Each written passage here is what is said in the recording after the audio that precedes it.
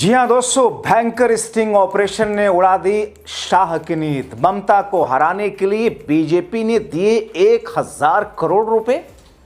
बड़े खुलासे से मचा हड़कंप। स्वागत है आप सभी का। आप देख रहे हैं द राजनीति का विशेष सेगमेंट खबर और विश्लेषण। मैं हूं जब्बार खान।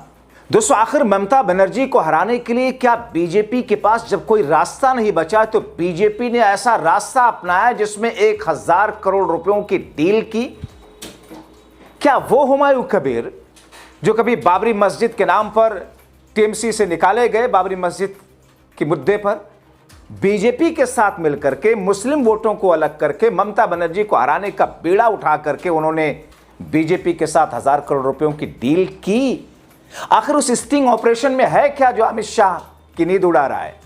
और पश्चिम बंगाल के मुख्यमंत्री ममता बनर्जी की टीम ने उस स्टिंग ऑपरेशन को जारी करके क्यों कहा कि इसकी जांच होकर के इनके खिलाफ में केस होना चाहिए?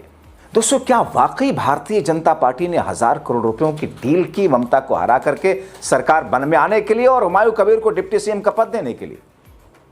दोस्तों, बंगाल चुनाव में बीजेपी से 1000 करोड़ की डील करके हुमायूं कबीर ने मुसलमानों का वोट काट कर ममता को हराने के लिए बीजेपी से डील की है। स्टिंग ऑपरेशन का वीडियो वायरल है। हालांकि मैं आपको यहां साफ करूं, हम उसकी पुष्टि नहीं करते, क्योंकि किसी भी चीज की जबकि ऑथेंटिसिटी सामने ना आ जाए पुष्टि कोई कैसे कर सकता है। दरअसल कहा जा रहा है कि एक वीडियो सामने आया, वायरल हुआ, जिसमें हुमायूं कबीर बीजेपी से 1000 करोड़ रुपए लेकर ममता को हराने का मिशन चलाने की बात कर रहे हैं। और इसमें बंगाल में बीजेपी के सबसे बड़े नेता शुवेंदु अधिकारी, मध्य प्रदेश के मुख्यमंत्री बीजेपी नेता मुख्यमंत्री मोहन यादव से डील होने की बात कही जा रही है। दोस्तों, मैं शब्दशः हूबहू हुमायूं कबीर कह क्या रहा आपको सुनवाऊंगा। 19 मिनट के एक स्टिंग ऑपरेशन वाले वीडियो के कुछ जरूरी अंश आपको सुनवाते हैं। पहले ये हिस्सा सुनिए। बोला शुवेंदु जी को, बोला मेरा पास पैसा चाहिए, मैं मुसलमान को इकट्ठा करने के लिए, उनको चुनाव में मेरा पास वोट लेने के लिए पूरा लक्ष्य होगा, 1000 मिलेगा तब बहुत, मतलब 1000 करोड़। दोस्तों, हुमायूं कबीर बताते हैं कि कैसे और किस तरीके से प्लान तैयार करके हमने पूरी प्लानिंग की है, मुसलमानों का वोट काट कूट करके ममता को हरा दिया जाए और बीजेपी को जिता दिया जाए। हैरानगी हो रही है ना? मगर सुनिए खुद हुमायूं कबीर जिस बीजेपी नेता से डील की बात कर रहे हैं, जिस प्लानिंग की बात कर रहे हैं, उनके मुंह से जरा सुन लीजिए।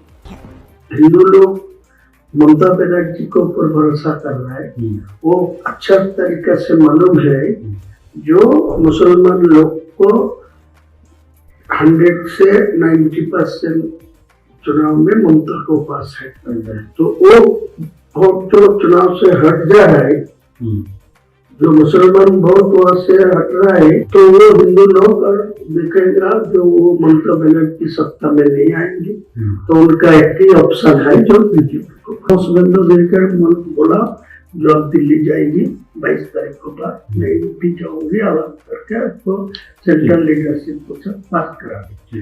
फिर डायरेक्ट जो मोहन यादव जी है ना, मध्य प्रदेश वो मेरा साथ कनेक्शन था। आसाम का जमींदारी दिया, लेकिन बाद में पीएमओ असम को जोड़ के रखा। हुमायूं कबीर ये दावा करते हैं कि मेरी इस कोशिश से कामयाब होने के बाद मुझे डिप्टी सीएम का पद दिया जाएगा। दोस्तों, ये वीडियो अगर सामने ना आया होता तो फिर भारतीय जनता पार्टी की जीत बम्पर बंगाल में होती है। लोग कहते हैं देखिए सत्ता परिवर्तन हुआ, बीजेपी दीदी के खिलाफ में बीजेपी की मेहनत रंग लाई, परिवर्तन जनता चाहती थी। तो 70-80 जो सीट आपको मिलेगा तो डायरेक्ट आपको डिप्टी दे दूंगा, मेरा सीएम होगा, आपको डिप्टी। हालांकि दोस्तों, अब जब ये स्टिंग ऑपरेशन बाहर आ गया तो हुमायूं कबीर इस वीडियो को फेक बता रहे हैं। टीएमसी इसकी जांच करवाकर चुनाव आयोग एजेंसी से एक्शन की बात कर रही है। टीएमसी ने प्रेस कॉन्फ्रेंस करके बाकायदा इस पर एक्शन की बात की। कहा हुमायूं कबीर पूरी तरीके से बेनकाब हो गए। एक खतरनाक स्टिंग ऑपरेशन में उन्होंने खुले तौर पर माना कि उन्हें बीजेपी ने समुदायों को बांटने, जनता को मैनिपुलेट करने, बंगाल में वोट बांटने के लिए अपने पैसे वाले भाड़े के सैनिक के तौर पर पूरी तरीके से स्पॉन्सर किया।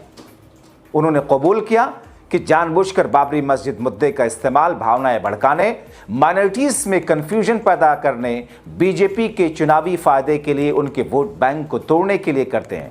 उन्होंने आगे कहा कि उन्हें बीजेपी से 1000 करोड़ मिले, जिससे कि पीएमओ शुभेंदु अधिकारी, हिमंता बिस्वा शर्मा के सीधे ऑपरेशनल लिंक थे। ये निंदनीय पैसे देकर की गई कम्युनल इंजीनियरिंग है जो धर्म को हथियार बनाती है और सिर्फ सत्ता के लिए लोगों को बांटती है।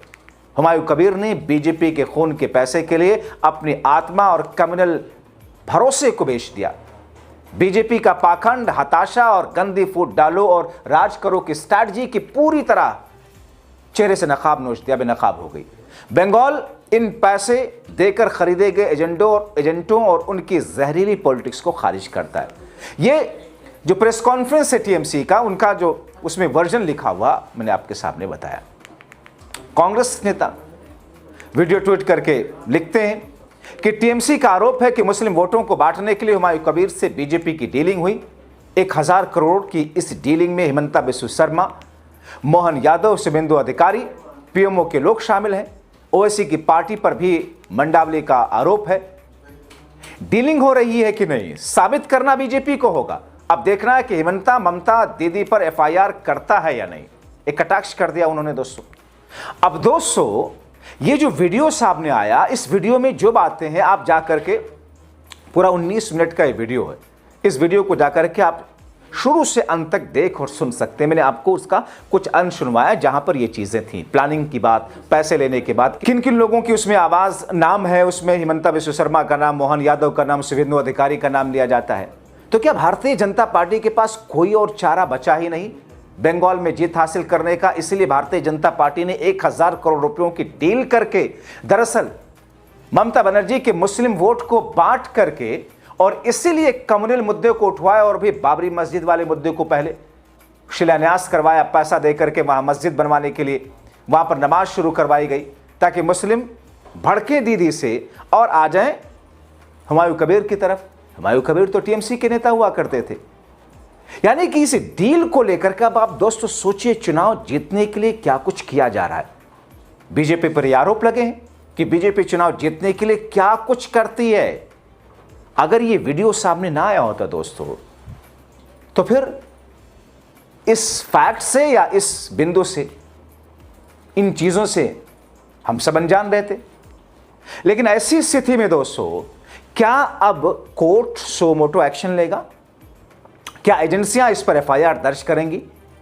क्या चुनाव आयोग इस पर एक्शन लेगा?